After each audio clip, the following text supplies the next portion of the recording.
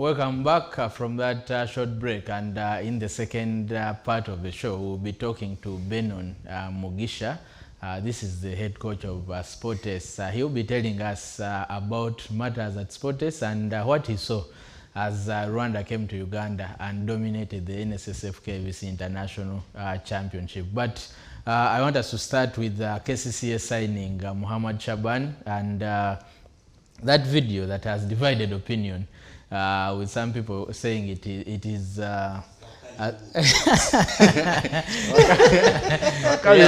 Wakaliwood in terms of how he was unveiled. I don't know if we have the video. It should be this one. Yeah, he appears from nowhere. And that's the unveiling of Muhammad Shaban. He comes back to KCCA. The only problem with that video is probably that he jumps, touches the floor, then he wipes his hands right on set. That looks. And after breaking the glass, he just has to wipe his hand. No injuries. Probably the glass made him that didn't injure him. But Deus, he comes back to KCCA. He has played there. Maybe he would have wiped his knuckles, would have wiped the blood off his knuckles for breaking the glass. He's been at KCCA before, played a season, fell out with the manager Mike Mutebi. He went to play in Raja Casablanca, did not really play much, came back, he was just around, went to Vipers, did not play much, went back to Onduparaka, he had a good season. Without Shaban is someone you'd describe as a prima donna of sorts, or an infant terrible. Someone similar to Mario Balotelli. There is no doubt that the talent is there, but he doesn't have a cool head on his shoulder. The talent is never enough. Yeah, of course it's never enough, because you see, when he was in when he first burst onto the scene with Onduparaka, he was a goal machine, very admirable. Clubs came after him, then KCC was lucky to snap him. It didn't turn out well, then he went to, was it Raja? Then he came back, it didn't work out well, he went to Vipers, the same thing. They had to sit down with and they mutually terminate his contract. Then I think like I said before, sometimes you need to take a step back to realize how good you are, what you're supposed to do. So it took him time to get back to Onduparaka, I think last season. And he recovered his form, found the goals, he became a crowd favorite once again. And I think it convinced KCC that maybe it was time to give him another chance at the big stage. And I don't know whether he has learned from his past tuners there, and whether he has the right people around him to guide him, because he needs to start making better decisions off the pitch. Because being talented, like you said, is just not enough. Whatever you do off the pitch also matters and will affect you. He needs to work on his discipline, because without discipline, he's never going to go far or achieve anything. Because we are sure one thing, that the talent is there and he'll get the goals. But what happens outside that? If he's in the team, he's always a player you can count on to get the goals or the odd goal when you need it. The issue is, how often will he be in the team? That's the question. I think KCC have taken a gamble here, because the first time he came, they felt he was at loggerheads with the coach Mike Mutebi. And now that Mike is gone, they feel like the coaching team that is there can work easily with him. It's not so, I would say, I don't want to use the word confrontational to define Mike, but it's not a charged atmosphere out there at Lugogo. So for me, he has looked settled at Onduparaka, and he bagged goals at KCCA despite all the issues that they had with the coach. I think he's looking at it as a way of going back up. He's sort of back in the national team too, so it's about him now. The opportunities have come. I think the environment in Onduparaka kind of favored him, because he's a kind of a cult hero there. He's really respected. So that's something. But at the end of the day, you've got to get paid. Yes, and he gets away with anything he does for some reason. So KCCA, like we mentioned, he joins a long list of strikers at the club, because you have Brian Kayanja, who was signed last season. He didn't kick a ball. You have Sadata Naku still at the club. Charles Ruanga is still at the club. Brian Ahewa is still at the club. So all these are people that are going to give him competition. It's not that you come. Will he embrace the competition is the question. That's the question. If he does not play today and tomorrow and the other day, What explanation do you give him, and will he actually listen? Or even if he's taken off go missing before he scores. But so that's such things. Mohamed Shaban joining KCCA. It's a long list of transfers that they've already made. They have Moses Waiswa was their first signing this season. I think they added Mohamed Senoga just the other day, and so many others. But with the Premier League getting closer, the Uganda Premier League that is, we'll definitely dissect a lot of what's happening at most of these clubs. But we just wanted to show you that video of Mohamed Shaban and his reunion with KCCA. He's played there before, and he makes a return to this particular club, and wait to see what his this is Shaban the second, like Obote too. We have Shaban the second at KCCA. But let's go into the He's interview. had the homecoming. He's the second now. Yeah. He had the homecoming at Ondu Park. Let's go into the interview with Benon Mugisha. I don't know if he can hear me. We should our guest in the other studio, and we need to hear what he has to tell us. Benon, good afternoon and welcome to SEETV Sports Dish. Emanzi, thank you. Good afternoon. I'm sure many people have not been seeing you in Uganda, but I know for sure that you were coaching in Rwanda, and you should be coaching Sportes, the team that is on your chest right now. How would you describe your journey coaching Reg in Rwanda? Is he back? Is he back for good? Thank you. I would describe it as an experience that we usually don't get here, whereby you little bit need to be more professional than usual. Yeah, it is like job, like that is your full-time job. So that is the only difference with here. Yeah. And first of all, when we put out a post of you coming to talk about what happened at the KAVC invitation, many people asked questions.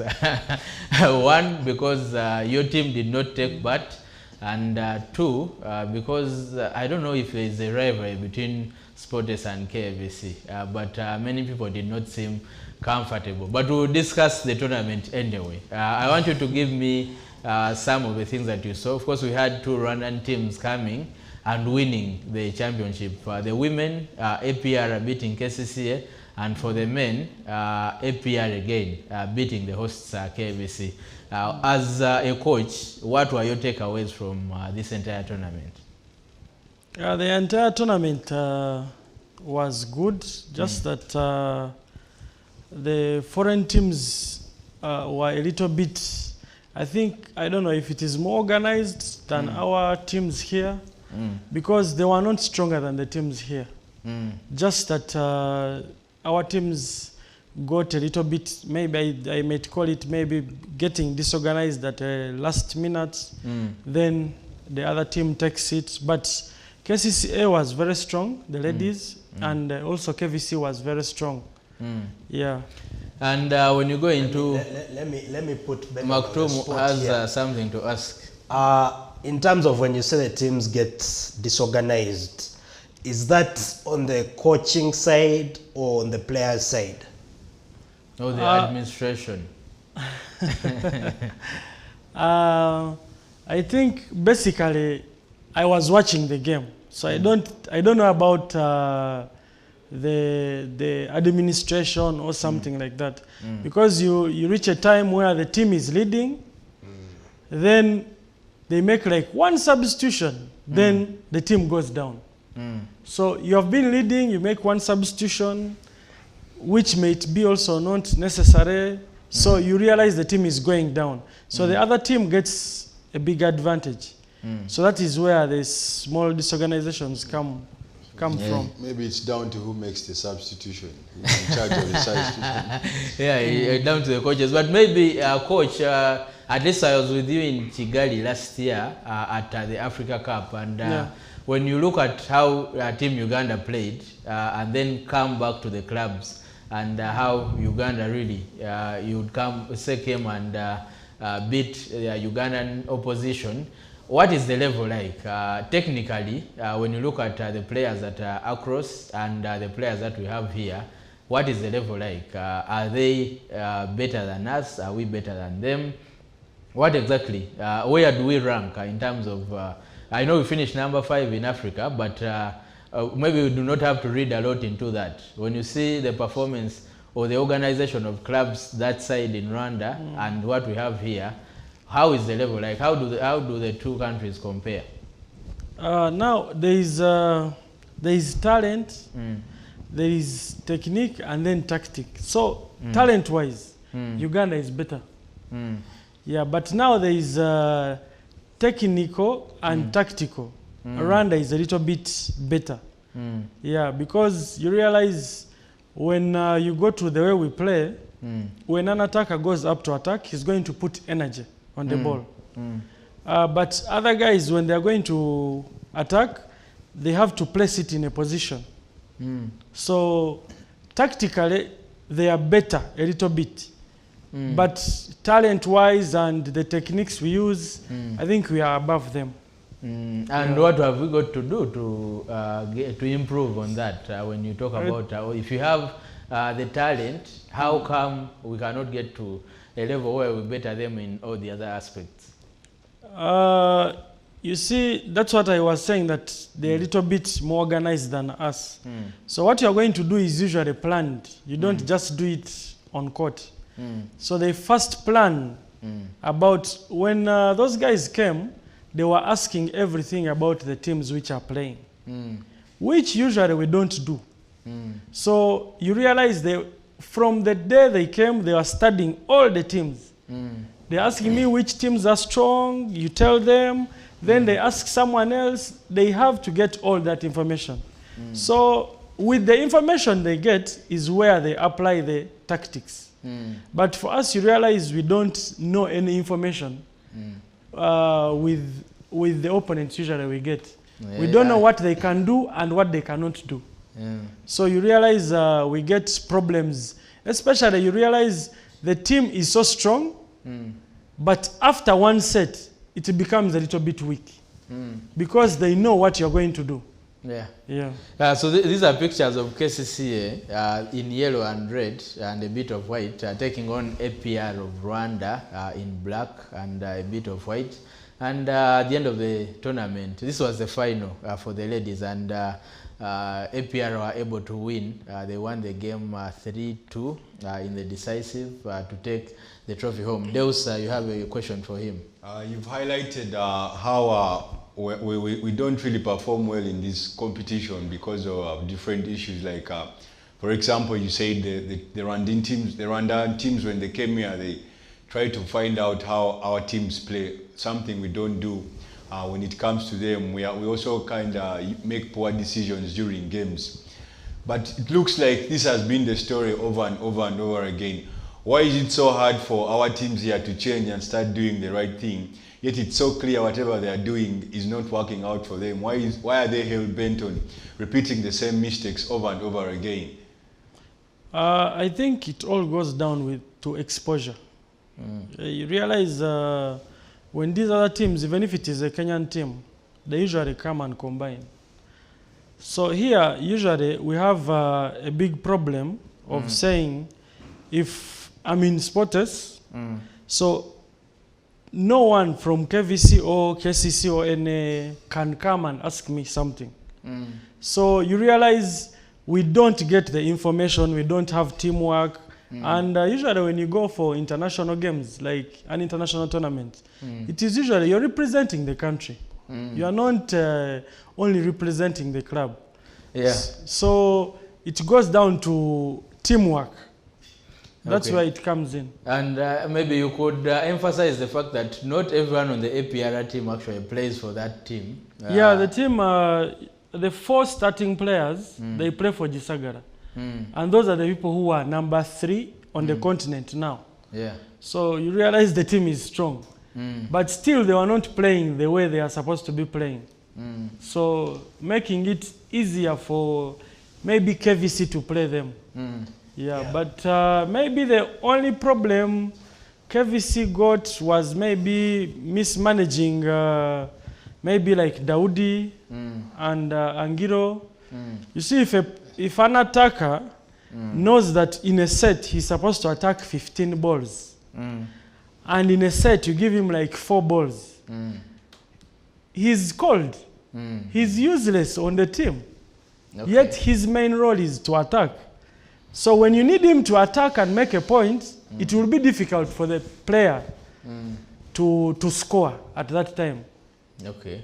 Yeah, 2 questions, Benon. One is, in terms of you guys as coaches, how much do you relate with the coaches from other clubs? Because I know that the problem with African sports is mostly that we keep to ourselves as individuals and not have those coaching associations where we share information, and then we let the competition be only during game day, where maybe you kept something to yourself for you to win a game.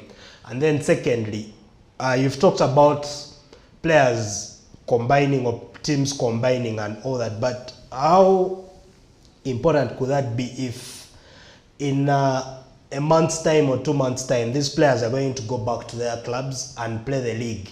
For example, KAVC will not have Daudi in the league, but they say that their tournament is maybe the 3rd or 2nd best in Africa, but at the end of the day, their club is not okay. They went to the Africa Championship in 2019, but they hadn't been there for a while. Okay. You can but say the players they have not even won the league. Yeah, since they haven't won the 2015. since 2015. So their players, while they look strong in their tournament that is only 2 days, over the whole year, the team doesn't look as strong because the players they were relying on have gone back abroad. So how important is it really for the club, for such players to come in these tournaments and not let the players who are there in the club gain exposure through such tournaments? I think it is priority of the club. Sometimes you find a club says maybe KVC mem, we need to win it. So we need to bring in these other players so that the team can be strong. But you realize after being strong, then you let down the other players who are going to help you the whole year. Yeah. But another thing, maybe KVC mem, but now internationally, when you're going for like club championship, you realize, I will talk about Rwanda because at least I've been there. When they are going for club championship, they look for the national team.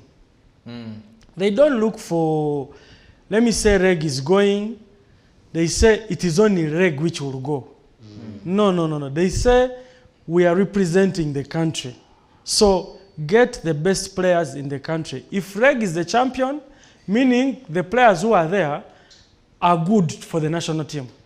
So you just add in maybe like 5 or 4, then it becomes a complete national team. So when it goes to the competition, they realize the team is so strong. But when for us we are going, yes, we take our usual teams, but we get problems the other side.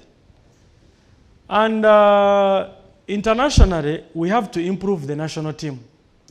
It is not all about the club, this club is benefiting, this one is benefiting. No, it is the national team which is benefiting when we take players outside.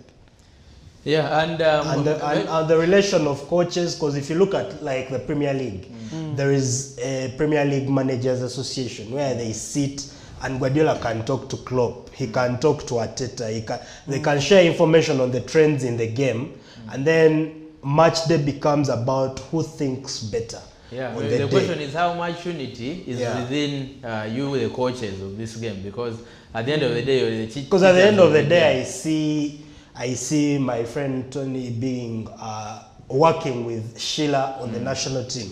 But how much do they relate beyond that 2-week tournament in Rwanda? How much do they relate over the whole year? How much does for the good of the game, for the good of the game, the clubs, and not necessarily the clubs? I think the commission is there. There is a commission of coaches, I think, which is headed by Tourney and other national team coaches. But usually the relationship, you know, Uganda, it is not all about, we have other things to do. So it is not that you're earning in volleyball, so you have to be somewhere else. Then you come back to volleyball when you're free and with the calendar. So usually the relationship is not too much, but talking, calling, maybe it is there. Okay, and you were, of course, you were coaching Reg, and they were dismissed by APR in the semi-final. What exactly do you think happened? I'm not going to talk about maybe the technical things and what, but really Reg didn't play.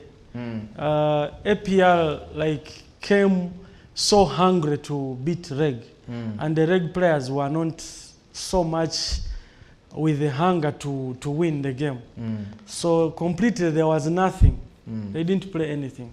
Okay, and of course, is it unfair for Benon to be there and he doesn't tell people why SportsDish didn't play? That's what I was going to ask. I was going to ask that if SportsDish did not take part in the tournament, I don't know if you care to tell us why and how ready they are for the National Club Championships, because that is the biggest, the big championship that is coming up now. Have you been preparing for it, and why exactly didn't you play at KAVC MEM? When we finished the league, all 90% of the players were injured. So with the calendar, you really need to advise on how to rest players so that they can recover. Because you're not going to get any other player. When the transfer is finished, those are your only players. So you really need to manage the players very well. So, and another thing, you realize KAVC MEM, you play on Friday. Most of our players work on Friday. The others are studying. So you realize you'll try to play and then you field a weak team. So, which does not help. So we said let the players first relax and then they recover. Then we have just started training again. Coach, in some sections of the volleyball fraternity, there is talk of how this tournament is more of a ceremonial event with no really tangible results, as some clubs even continue to shun it. For you as a coach, when you look back over the years, is there any tangible growth you can look back and credit to this tournament and be like, we've had this kind of player, or we have this kind of growth or development in the game, and it's because of the NSSF KAVC tournament? The tournament is not bad. I don't think there is a tournament which is bad. But the only problem came in when they started changing rules. You see, if it is an international tournament, it needs to have the same rules like Aporu or any other international tournament. But usually they kept on changing rules, and the rules are changed conveniently. Yeah, you find a rule that is trying to maybe stop someone from playing or force someone to be in the tournament. So you realize, and they are the ones who make the rules. It is not the federation. Yeah, it is their tournament, so they make the rules. So you realize you cannot do much in even advising or trying to say you change this or you change this. So that's why you have to maybe keep quiet, and then they make the rules. If you're fine with the rules, you play. If you're not fine with the rules, you have nothing to do. So there's no, and one thing I would like to add to that is KAVC booked the hockey pitch for the entire weekend, and by Saturday afternoon their games were done. I was in Lugogo on Saturday afternoon to find out how the tournament was running, and I got there and the teams in the semi had refused to play on the hockey pitch, saying they all want to go to the indoor stadium. Now my rant here is that one sport was inconvenienced for rules that change conveniently, because if you're the organizer of the tournament and you've told teams they'll play on the hockey pitch even the semi-finals, let it be done like that, instead of letting people fight over something that is very petty. Is that also coach's answer? Question to answer? No. I'm saying I'm adding a comment to that. But it didn't answer my question. Which one? of whether there is any tangible growth or development he can Saying credit no to the tournament tournament. is Well, I think he answered, and Saying no tournament the is truth is that But he this is hinted on an important point on that I think needs to be widely discussed, maybe on another day. The issue of sending national team players when clubs get opportunities, because we talked yesterday about how much little exposure our national team players are getting in the tournaments that we have. The volleyball league is how many games? well, there are 10 teams. Yeah, 10 teams playing twice. 20, 19. So 18. 18 games So it's this about, season and then the playoffs. It's very little volleyball for someone to go and compete in Egypt at the Africa Championship, no matter how many tournaments that we have in between. So for me, that's the challenge, and it's something that clubs need to sit and agree, maybe with the federation. Yeah. If that opportunity can be used, if someone like Nemo or KAVC or Sport is qualified to go to the tournament, do we then take a united front of our league, or do we just keep to our clubs? That should be the case, because I was joking with someone that if the borders were closed, the entire national team of Rwanda would be here over the weekend. If you see the players that were playing for APR and REG, and of course on the ladies' side that you had APR. But Benon, as we sign out, maybe to talk about the National Club Championships, it is maybe the second biggest to the league, because it's a qualifier to the Africa Club Championship. How ready will your side be? And have you settled in here now for good to coach Sportes, or you have ambitions of going to coach elsewhere? I've settled in. I'm not going anywhere. I'm here. I'm in Uganda, so I'm around. We are the defending champions, so of course you have to have that pressure of preparing more so that you can defend the trophy that you took. So that's what we are working on, and it is not bad. Players are coming back to their shape. So we have, I think, like 3 weeks or 2 weeks. Then we set the mood right. Yeah, the National Club Championships will be the first tournament of September, the first week of September actually, and it will be, the tournament will be hosted by OBB in Iganga, and wait to see which team manages to win. I was in Kabale for the club championships last year. The final didn't happen there. It had to move to Kampala because of time. And hopefully this time round, the championship starts and ends in Iganga. But that's all the time that we had on the show today. We'll be back tomorrow. I think that's when we shall discuss a lot of Serena Williams, because she has already hinted on retiring after the US Open. And if you know her well, you know that's where she won her first Grand Slam. So we'll try to dissect that, the highlights of her career, and everything to do with tennis and what she did for the sport of tennis. But we cannot go beyond this. We'll be back with the show tomorrow, same place, same time. God bless you.